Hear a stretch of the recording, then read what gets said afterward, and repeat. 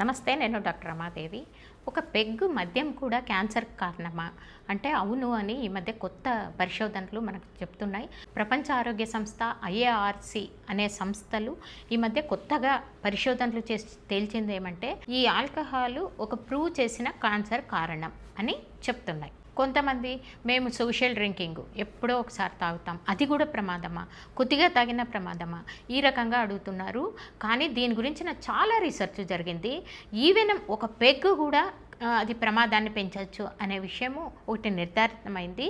అసలు ఏంటిది అనే విషయాలు మీకు క్లియర్గా ఈ వీడియోలో నేను ఎక్స్ప్లెయిన్ చేస్తాను. అసలు ఈ మద్యం క్యాన్సర్కి ఎలా కారణమవుతుంది? మద్యం తాగిన తర్వాత అది లివర్లో అసిటాల్డిహైడ్ అనే రూపంలోకి అది మారుతుంది. అసిటాల్డిహైడ్ అనే రసాయనిక పదార్థము డిఎన్ఏని దెబ్బతీస్తుంది. డిఎన్ఏ దెబ్బతింటే ఏమవుతుంది అంటే, ఈ కణాల సంఖ్య ఎక్కువగా పెరగడం మొదలవుతుంది. అంటే అసాధారణ కణాలు ఏర్పడతాయి. అవే కాలక్రమేణా క్యాన్సర్ కింద మారుతాయి.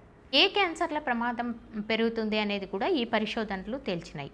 ఏ క్యాన్సర్ ప్రమాదం పెరుగుతుంది అంటే, నోటి క్యాన్సరు, గొంతు క్యాన్సరు, అన్నవాహిక క్యాన్సరు, పెద్దపేగు క్యాన్సరు, రొమ్ము క్యాన్సరు, లివర్ క్యాన్సరు. ఈ మధ్యకాలంలో అమ్మాయిలు కూడా ఆల్కహాల్ తీసుకోవడము అనే ఒక ట్రెండ్ కూడా పెరిగింది.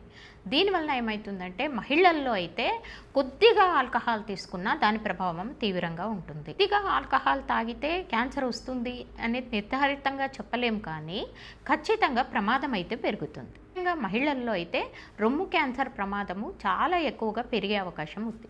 అయితే మనం ఏం చేయాలి? వీలైతే అస్సలు ఆల్కహాల్ అనేది తాగకుండా పూర్తిగా మానేయాలి. అలా కాదు మేము మానలేము అంటే పూర్తిగా దాని మోతాదును తగ్గించాలి. దాంతోపాటు స్మోకింగ్ ఉంటే స్మోకింగ్ ఆపేయాలి. అంటే ఆరోగ్యకరమైన బ్యాలెన్స్డ్ డైట్ తీసుకోవాలి, ఎక్సర్సైజు చేయాలి, సరైన బరువు ఉండే రకంగా చూసుకోవాలి. ఇక 40 ఏండ్ల తర్వాత మహిళలు ఖచ్చితంగా క్యాన్సర్ స్క్రీనింగ్ పరీక్షలు చేయించుకోవాలి.